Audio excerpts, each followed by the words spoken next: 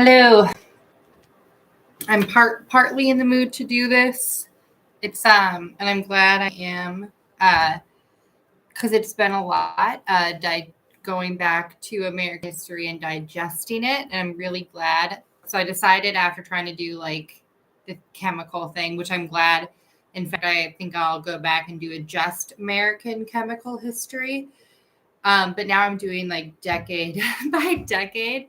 Um, because there's so much, and then it doesn't make sense to not talk about world history at the same time of the early colonies. And I will make a correction, sort of. I wasn't realizing I had said some stuff about the rest of the country, which most of the states hadn't entered in till after 1850.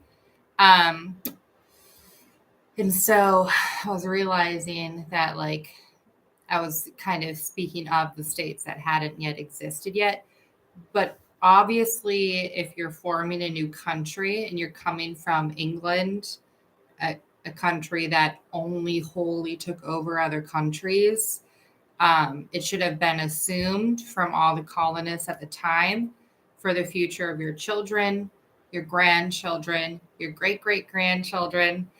And like, I think we're 10 generations down in America, 10 to 20. So those grandchildren, that obviously it was going to go all the way to the end of the continent. And pretty sure it had been mapped. Yeah, it had been.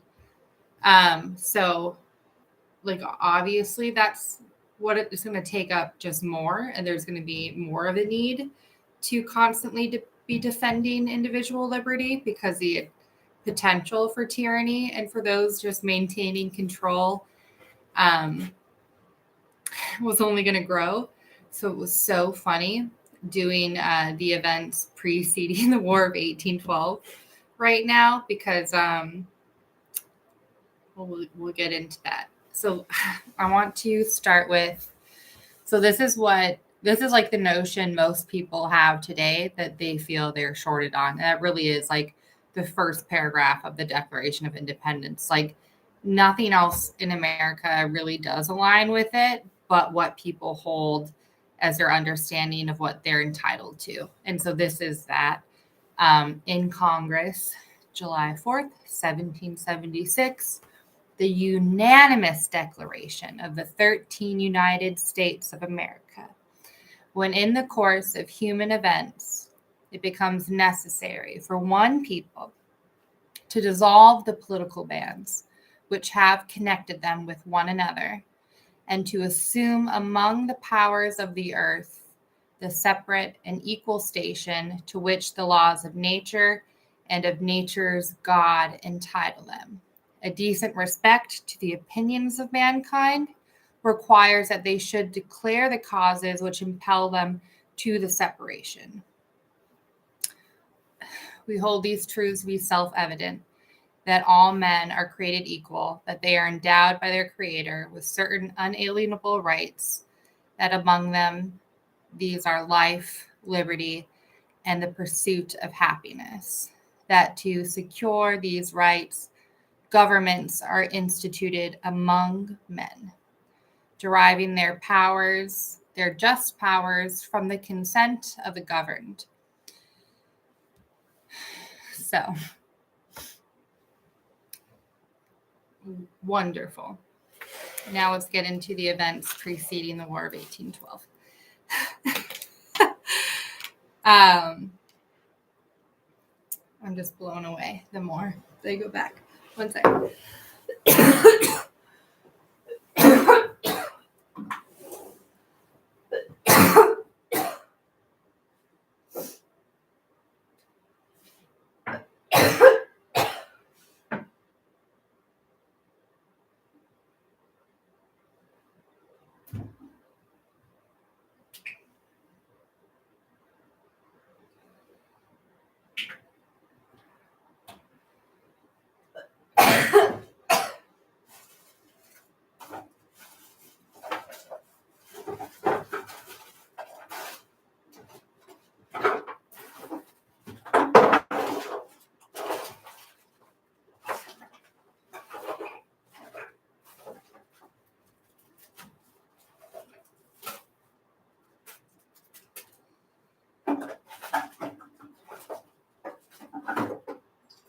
was looking for my honey spoon, guys, to stir this honey I just poured. There it is.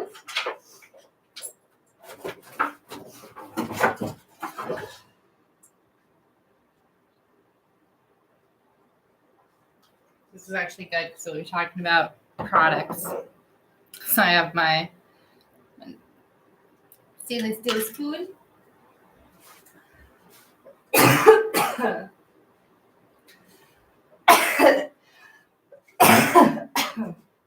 I'm just recovering. I'm okay. I had a little infection.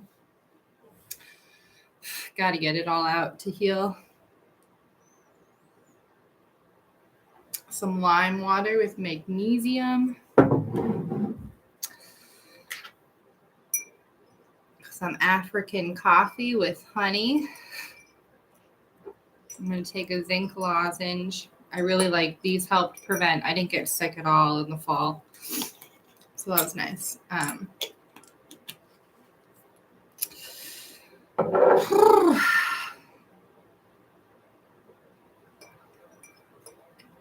yeah, I'm so glad I'm doing this right now. And then I had that argument with my ex because there really is no excuse. And I want to be better at understanding and like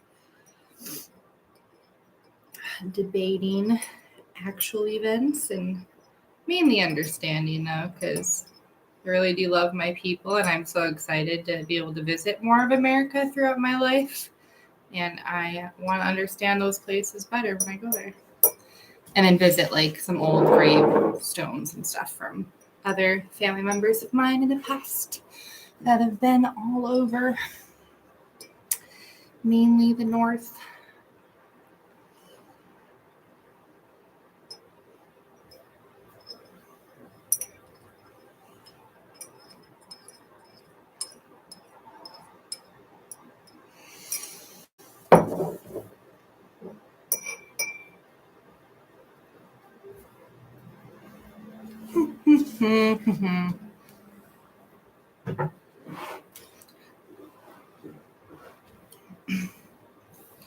So I guess one of our main exports had been salted fish. That was something new. I learned tobacco, the wheat, the tea. Sorry, not the tea for exports. But the tobacco and the wheat. I was like, yeah. And I got sugar from the islands. But those were still Britain's islands, I think.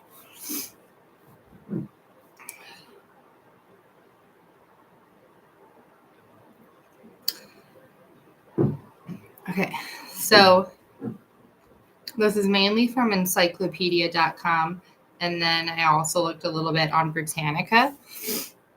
Before the American Revolution, 75% of American exports went to England, Ireland, and the Caribbean. This was fascinating because only 10% went to England. And then England's like commerce trade with or war with America. I didn't know that or hadn't realized it. But she flooded our market with manufactured goods because their industry after their industrial revolution had already been set up. And what a sly bitch England is. Also, like if people demand goods, you provide them. Are you the bad guy? Not really. So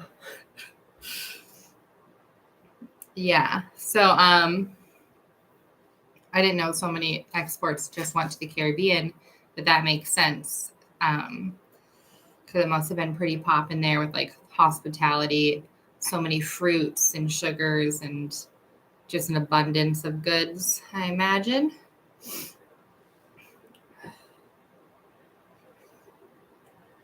So the encyclopedia.com said the revolution actually brought a depression to the colonies. I did not know that. And so you'd think, okay, well, in the pursuit of happiness and understanding that we're all in equal station to the laws of nature and nature's God, well, surely you can just get that livestock going. Shortly, all the states wanted one another to grow and prosper so that their grandchildren could live a better life and their children. No, no, not at all. Their own, but not the other states' grandchildren's, because of course, for whatever variety of prejudices at the time or assumptions, who fucking knows, but there wasn't any like, let's get that livestock going. In fact, actually, it's only the northern states. I'm sure that's what it was more like in Georgia, and like, was Florida a colony? I don't think Florida was a state yet. No. But like the Carolinas and Georgia are not mentioned in this article, probably because they were able to like really grow with what they had. And I don't know. I don't want to look it up, but they seem just way more self-sustaining. And then they would have had older partnerships with the islands because of where they are geographically. So, and then they didn't have to deal with like the cold and stuff like the North did. So you can imagine, it must have been a really, in parts of Georgia at the time of the Revolution, just some really beautiful places to kind of corner yourself away from things that you know is happening in the North, like people already planning to betray one another to become tyrannical,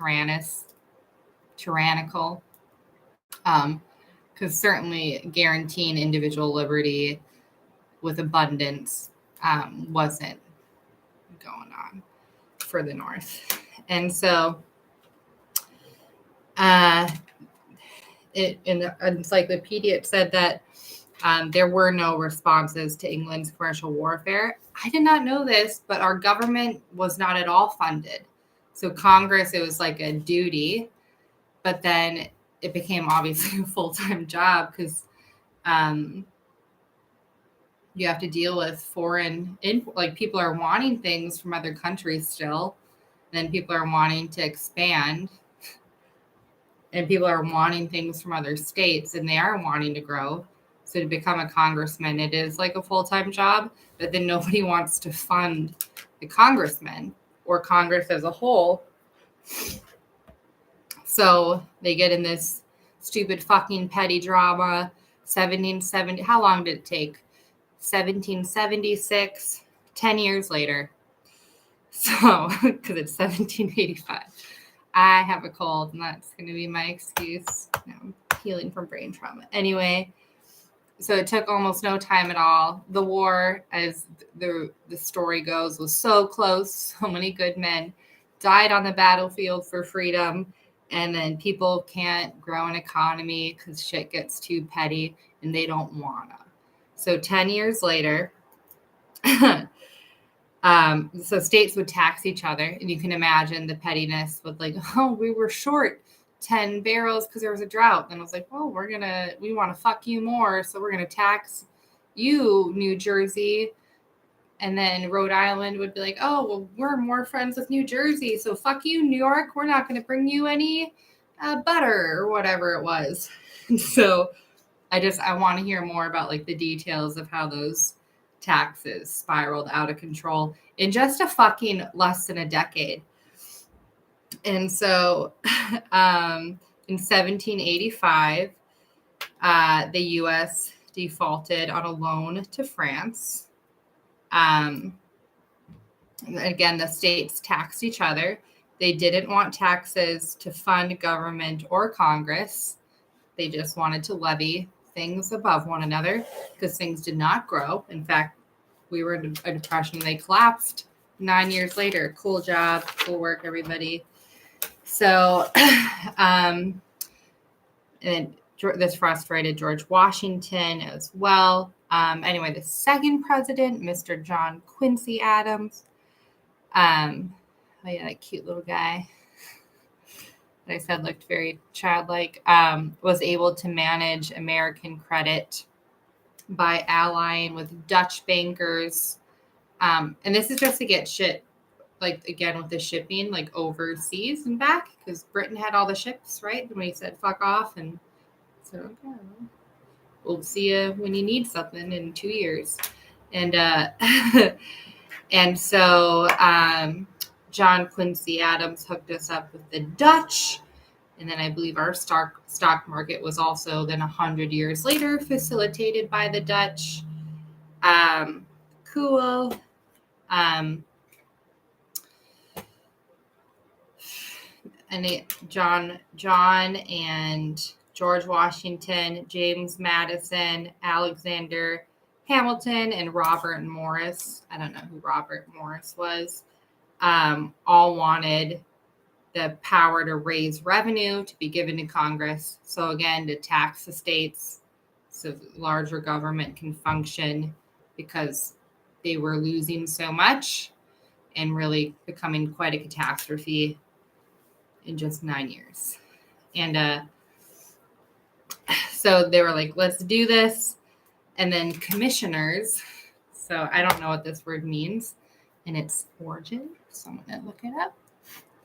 Because the article said commissioners from Massachusetts, New York, New Jersey, Rhode Island, Connecticut, Virginia, and then they all met in Philadelphia to discuss general trade problems. So they didn't send congressmen, they sent commissioners. It's like, okay. All right. And I guess this is why the Constitution was ratified, because people didn't get it. And again, like, everybody didn't speak the same language. So it might really just be that one commissioner spoke the common English that they were all speaking when they met with each other. Because I don't think, well, I know like most of them did not just speak English like we do today. But even at the time, those residents wouldn't have spoken the same kind of English, or I guess have like the same understanding of even the concept of like, how was this? I would love a class just on how was this translated, the Declaration of Independence, how was it understood at the time? So the laws of nature and God entitle them, well, and of nature's God. And so with that right away, it's going to confuse the shit out of people, because he said the law of nature's God, but then you have like all these other religions that would say, well, my nature's God says that I shouldn't have to work because I'm praying all day. So, or whatever it was. Or even like it really is all subjective. And then how do you say we're all created equal, but then how do you get some people to work more than others? So it makes sense that it's very complicated concept, actually. And you can imagine at the time, because they only have the information in front of them. So you would just, you don't know what South Carolina is doing. You really don't know what New York has planned. And so maybe sometimes they were taxing to see for themselves, like, what is the motive of this state? I don't know. Are they trying to starve us out? I don't know. Like, I wonder what kind of things you could do to get information for the motive of other states at that time. Sorry, the people of those states.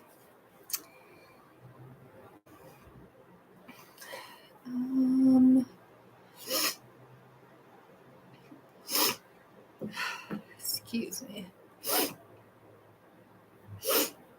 So that was the following year, after defaulting on the loan to France, setting up the American credit with the Dutch. They all met in Philadelphia. Sorry, is Annapolis in Philadelphia?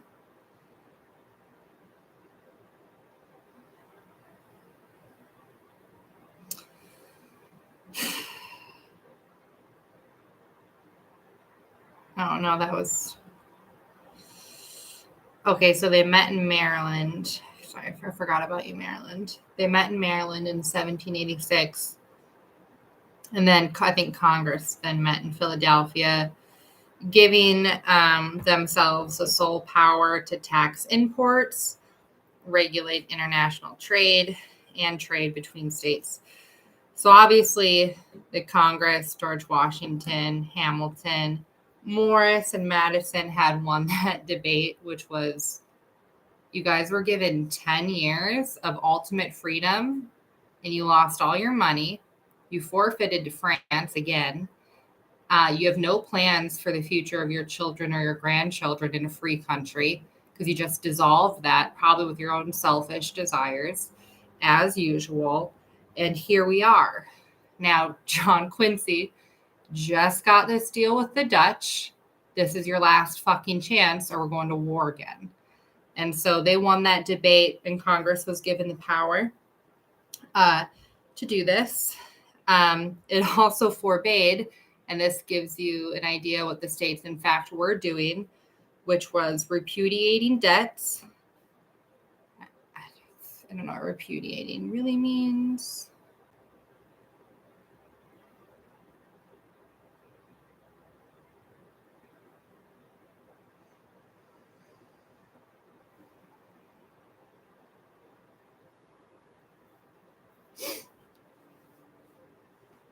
Voiding contracts.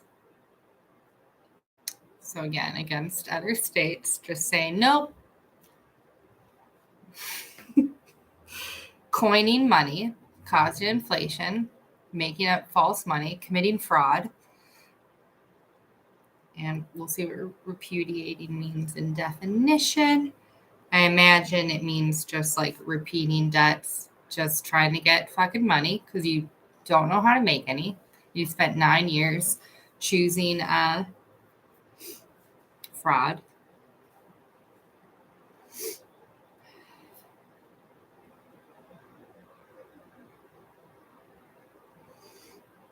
My internet's decided not to work on my phone. 1 second. So they didn't spend 9 years again making commerce for freedom.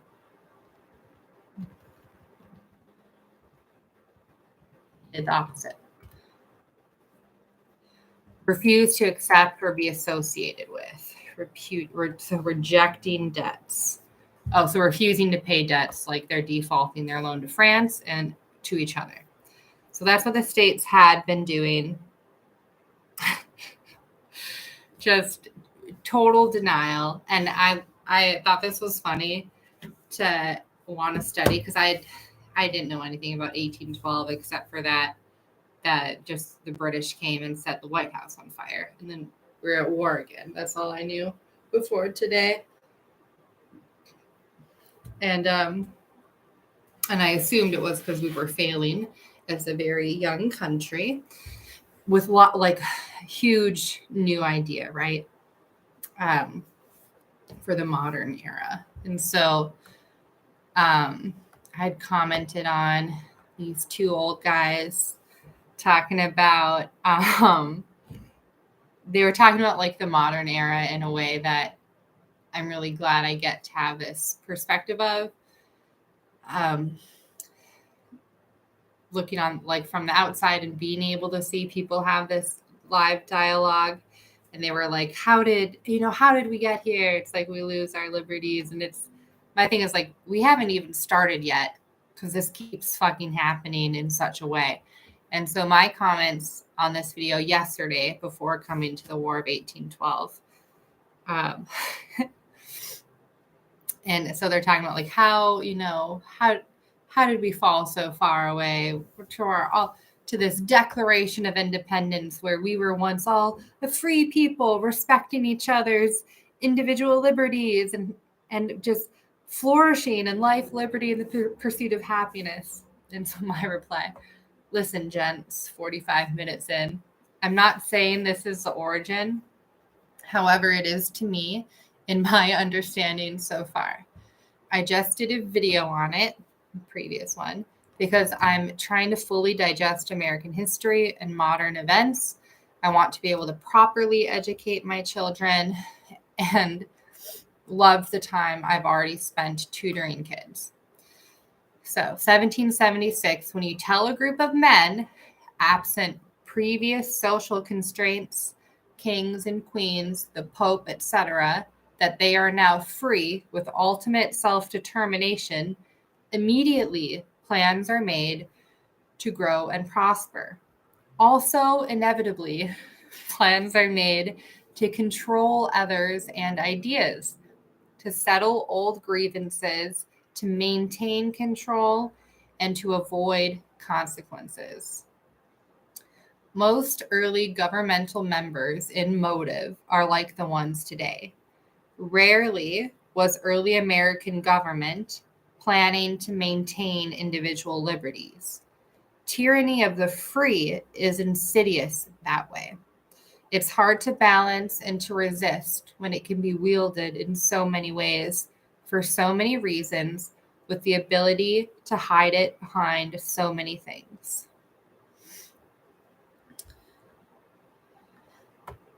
And that's what they were doing, repudiating these debts, violating contracts, and coining money. Immediately turned these free men immediately turned tyrannical, except for, again, like Georgia and the Carolinas. I want to do a video then comparing the North to the South at that time. It was not at all mentioned in the article. Let me double check. And I just would rather stick with the one source.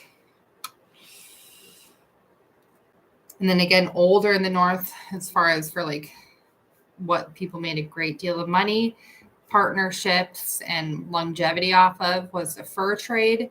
So Minnesota hadn't been a state yet. That's why I said, yay, port power, because it had just been such a functioning economy and social government of its own for so long. And a lot of that was due to the fur and pelts. And so that was, booming. And then that just the fashion went away. And, furs last a long time. So after you have your fur, you have your fur. And so that started to decline in 1800s. And then people wanted more like warmth in the spaces they went. So like in your home, you would want more like just like broilers and like wood for people wanted more sustaining warmth, not necessarily to just rely on clothing. And so I'm not quite sure how that worked. I know logging in the North was a huge thing. So I think that really people had an awesome way to warm themselves after a short while. I don't know exactly if that's a correlation with the fur trade declining, but then also with relations with France falling. Well, that was a big purchaser of the furs. So when that falls, then you just don't have a buyer anymore. And these things that like there's an ad in the Reader, and granted that's from like late 1800s, but they were a few $100 at the time, which is a lot of money. And so you don't have that that market. Well, are you gonna sell it for a quarter of the price? No, because these are people very set in their ways, and they're used to for a few hundred years being able to sell it at that price. So all of a sudden to just be like, no, the people in Rhode Island don't want to pay $200 for a jacket. They would rather drink and stay warm in the winter that way. So maybe something like that. Okay. And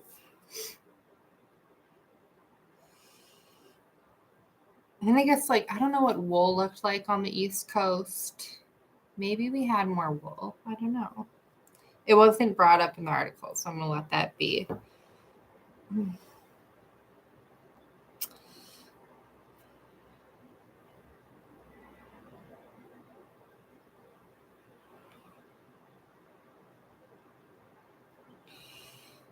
Okay.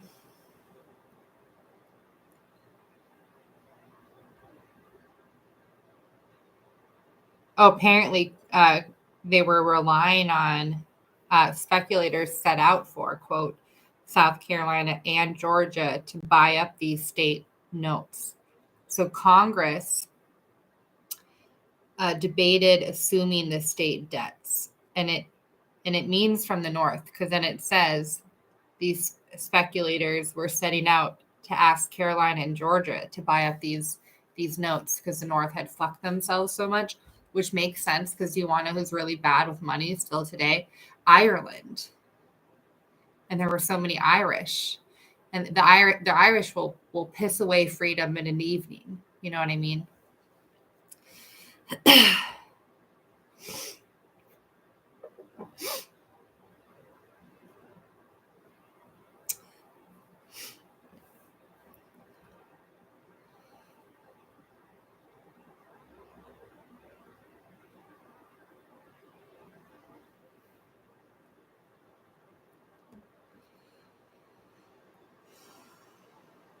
I would love to do just a history of the Carolinas and Georgia, because those two states, I know like nothing apart from their history of, well, just like labor, slavery, as far as like plantations, because I don't know how much industry they had down there early, but that's all I know about their history. And then I feel like today, like I feel like Atlanta, as far as like blacks per capita in the country, has some of the most like black owned businesses, and like I think they've made it better through hard times than a lot of other states, is what it seems like. I don't know. We'll do a Georgia episode. That'd be fun in the summer because then I can get sweet tea and do an episode on Georgia. Yeah. A cotton flower dress. Summer dress.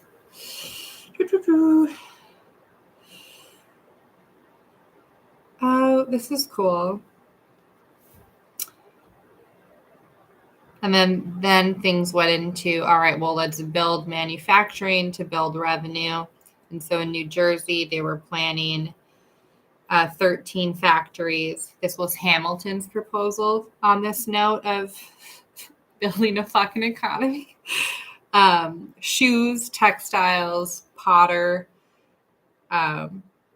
which I'm going to assume is like potash, maybe for like soaps and stuff. I don't know what potter is. Shoes, textiles, potter, wire, thread, carpets, and blankets. Quote, funded by private capital and helped by loans from the Bank of New York, which would be assured by Hamilton.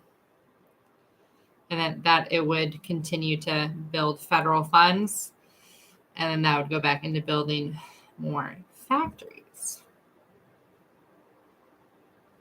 Oh, and then that collapsed in 1795, just again, poorly managed. It takes a lot to do those things, to produce shoes and tech that people want to buy. Shoes are incredibly hard to make. Being a cobbler back in the day was like a huge deal. It's like a sculptor, and you have not just one ethnicity, but now you have all kinds of different ethnicities. So like really the feet are so different. That's something that separates a lot of humanity, is different kinds of feet. So I wonder for groups that were like traditionally really good at it. Well, I guess England would have had a lot of cobblers, but like Italy is what I think of when I think of cobblers. And so I wonder what that prejudice looked like. Well, like, how am I going to make a shoe for these? I don't know. For these Dutch. I don't know. And I don't know anything really about that, but I always speculate when I read because I have an addiction to it.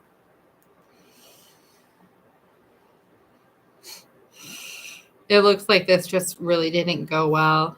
No, so that was before. Was that 95 that collapsed? Okay.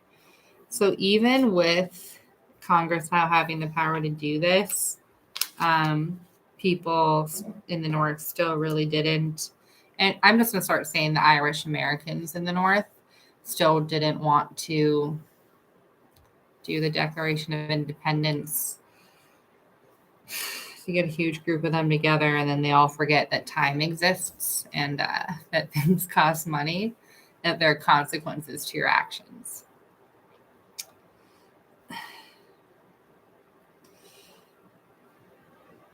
So, blah, blah, blah. Fisheries, delightful. And then, and then people just keep trying to just grow all these industries.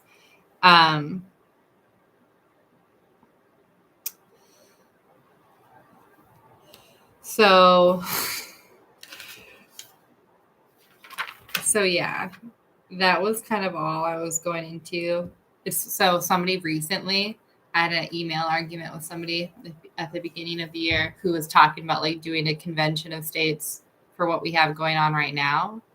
And I remember like yelling at them, like, you still haven't, none of you in any state have really done individual liberty defense in any of your courts at a local level, at a state level. Fill your fucking courts. Like, what are you talking about? You want to meet up with the states to talk about how none of you have actually stuck to the Declaration of Independence? Because you haven't. Like, name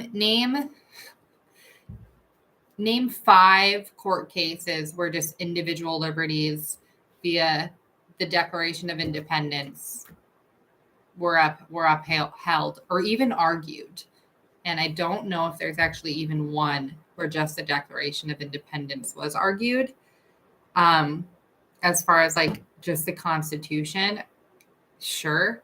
But if any of those cases happened in a way that was like impactful for precedent to prevent tyranny on an individual level, I don't think so. Because I think they were always tied to that like newspaper court, like, oh, Ruth Bader Ginsburg did this.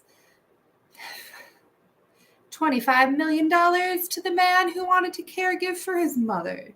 Like, I don't think there's and that's what I'm saying. We're just getting started. Like, you can try all you want to circumvent individual liberty, but that's the beauty of the individual being born with that knowledge, is you can't lie to them. The customer is never wrong, and people know when they're not getting what they were born for. And so that is what I really love about like hearing all kinds of people's complaints, because you have every right to. And it's my favorite thing right now, watching Amigans at Press, which is like First Amendment audits on YouTube. And he just does filming in public. And it's so funny when people have an issue with it. It's like you're in public. Also, like the thing in your pocket gets way more involved in your personal life, and you allow that to happen. And that's way more insidious than somebody filming in public. Also, there's cameras almost everywhere on a public street. So you're like, but the people who in their mind don't even realize like basic American duties or rights is overwhelming. And so it's not a real complicated thing to fix. You just have to admit that it hasn't started yet. And it, for the most part, has not been in practice. Anyway, and then 12 years later, the British come and burn the White House. I'll read what they say about that night. Let's do Britannica's version then of the War of 1812. Britannica, the War of 1812.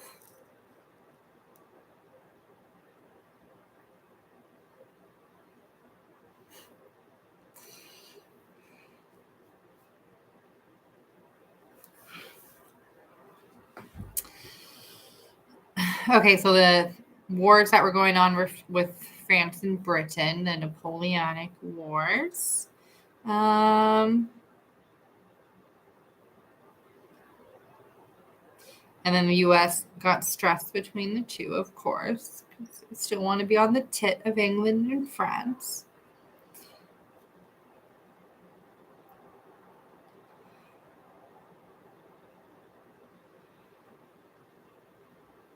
Apparently, the U.S. just wanted to equally trade with one another.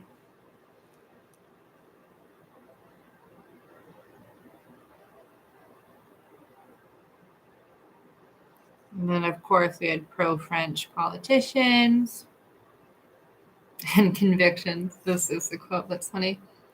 Pro-French politicians in the U.S. and the conviction held by some Americans that the British were stirring up unrest among Native Americans on the frontier set the stage for a U.S.-British war. Yes, because the natives needed the British to be unrested. That's the other part that I did want to mention is I wonder how much fear there really had been in building with natives because it kind of seems like people were quite afraid to try to build commerce in the West. And I don't think that after the Declaration of Independence, it doesn't seem like there was that much of building up with relations, knowing that it was all Indian territory for the rest of the way.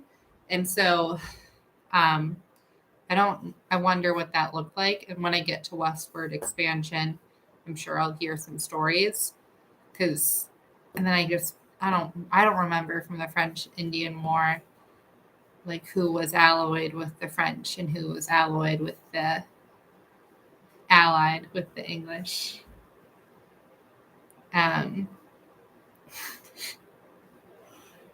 Blaming some of the pro-French people were blaming the British for stirring up unrest among natives. And then natives must have, because again, those are like our tobacco kings, and so they must have been like also losing the fur trade over in the Great Lakes and all the like goodies that used to come from that. It was just like, no, bitch, you lost all the money, and like those native chiefs, a lot of them were very luxurious and they wanted fucking quality goods, and all of a sudden they don't have their alcohol, they don't have their tobacco. You didn't care as much, and they could tell like that you were just being apathetic, whereas in like a few decades before you were like building up like these are our legendary partners, so honored, and then to kind of like see that honor dip, like, and then it's like, no, we don't want these guys coming in. Like, again, this Irish garbage, you mean literally drinking itself to sleep every night? No. Our native women are still precious to us. Some tribes, it was kind of gross, but other tribes, it was like these people like coming forward. And the French had a much better way of like honoring those relations, I think, than the Irish did. Ew. If I was a native in the Great Lakes or like New York, Iroquois, and I was given the choice between a French man who my family had relations with, or like the tribes at least for a few hundred years, and then like a dirty Irish person, like, you know? So,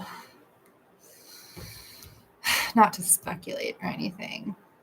And then the U.S. Congress declared war. Well, then who set the White House on fire in 1812?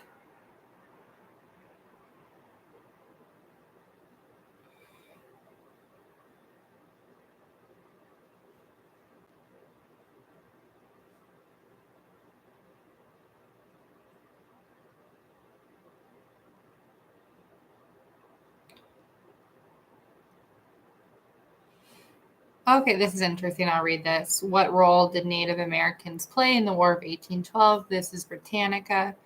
Native Americans had begun resisting settlement by white Americans, the Irish and Italians, before 1812. So I don't know who it was. This maybe the Irish. But in 1808, the Shawnee brothers, Tecumseh, Tenskwata, Tecumseh, began amassing.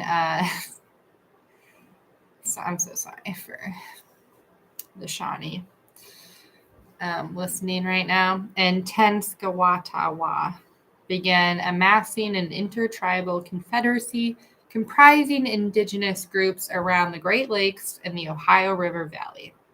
In 1812, Tecumseh tightened his relationship with Britain. The British played a real, so I'm in the Great Lakes. I'm at the Twin Ports of tip of Lake Superior. The British played a real long game with the natives here.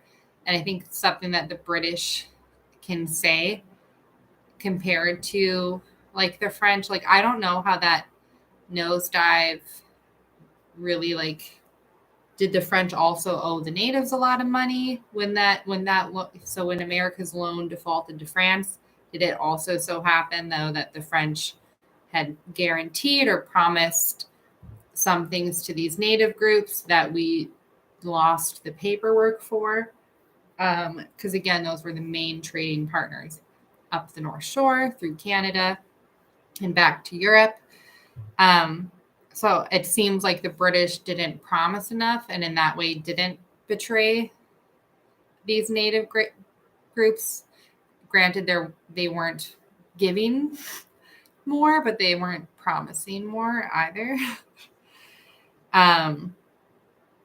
So apparently this Shawnee brother in 1812 tightened his relationship with Britain, convincing white Americans, so it's like Canada bordered, right?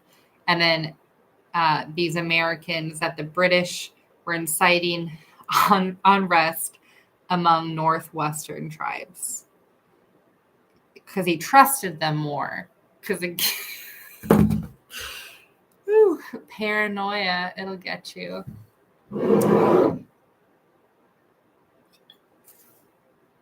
Okay. Oh, and I think it was like either the British and or the natives set it on fire. Sorry. We'll get there. I don't like not knowing things, and that's my insecurity. Oh, apparently the British and this tribe took Detroit in 1812 and won a number of other victories during the war. Oh, he was killed. This Shawnee leader was killed with his group after Detroit was taken in 1813. Creek tribes continued to resist from 1813 onward, but they were suppressed by Andrew Jackson's forces in 1814. They were just such awesome warriors. And again, if you have a group of people who weren't kings before, they mainly just the leaders had been in the dukedom, but like the common people of the war were just like citizens or merchants. And so they weren't warriors. So I think a lot of them genuinely were afraid to fight again. And when you win a victory like the American Revolution and like you haven't had anything great happen in your life, or like a reason to hope things would be good, you're going to settle into something that any warrior should fear, and that is contentment. And so you have all these people becoming content, wanting just to do their shit where they live in the colonies, and kind of neglecting the duty of what is it to all of a sudden own the future of a continent. And in fact, all your decisions in your life, mommy, daddy, kids all around, every decision you make in your life is going to either trespass, do nothing, or flourish that future for the nation that is all up to you to build. There is no pope. There is no king. The VOC is gone. Parliament is gone. It is just you and your people in your state and along the seaboard, and then a whole country full of the unknown, whole countryside full of the unknown. And so I'd be paranoid. You'd want to be content and relaxed. And then you'd be paranoid about how to move forward. And then again, if you're not like in group and like you have these native tribes just still like kicking ass, riding horses, like they were born to do it. And so, I would have if I hadn't like grown up, if I had just been like a merchant, like worked in the city, and then the thought of like going to fight natives at that time in 1800, I'd be afraid, even if I had a musket, because again, I'm not that great on horseback with a tomahawk, and they're pros at it. So, what beautiful partnerships though, when we were when different groups partnered with each other, like the native and whites, because then they were able to teach them how to fight, like be warriors. And then they were able to teach the natives shit as well. Mainly like what not to do on alcohol. Oh, I don't know. Sorry. Oh my gosh, it's so funny. The Amagansett Press episode I just watched was in Ghent, Virginia, and the War of 1812 ended with the exchange of ratifications on the Treaty of Ghent. That's funny.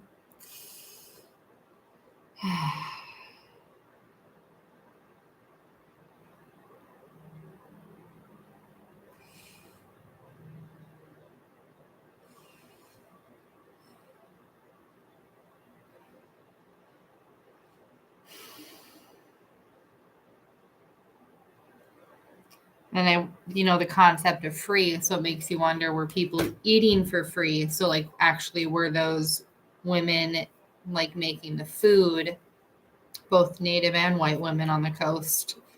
Were the bartenders even making money? Were the cleaners making money?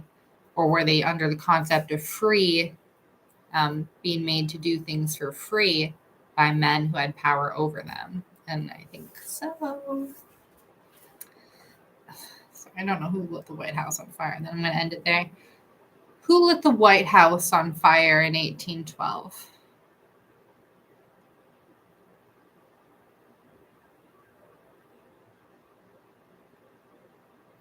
So it was in retaliation, British troops entered the White House. This is history.com. In retaliation for Americans' attack on the city of York in Ontario in June 1813. Okay.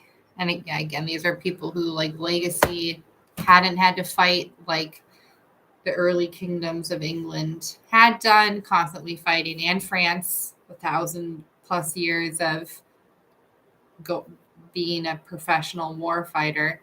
And then these new free people just wanted to buy things and get things that they wanted.